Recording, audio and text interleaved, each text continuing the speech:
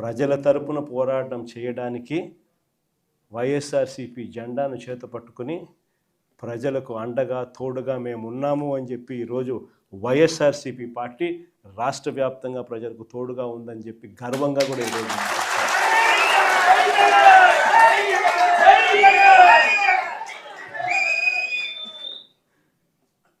ఇలాంటి పరిస్థితుల మధ్య చూస్తా కన్ను మూసుకొని కన్ను తెరిసేసరికి ఇక సగం టర్మ్ అయిపోయింది. 5 ఏళ్ల కాలంలో సగం టర్మ్ అయిపోయింది. ఇక మిగిలినది మరో సగం టర్మే.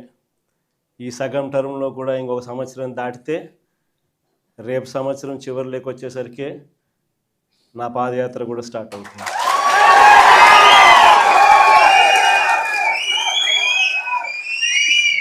దాని తర్వాత 1.5 సంవత్సరం నేను కూడా రోడ్డు మీదనే ప్రజలతోనే ప్రతి నియోజకవర్గము తిరుగుతూ వస్తా.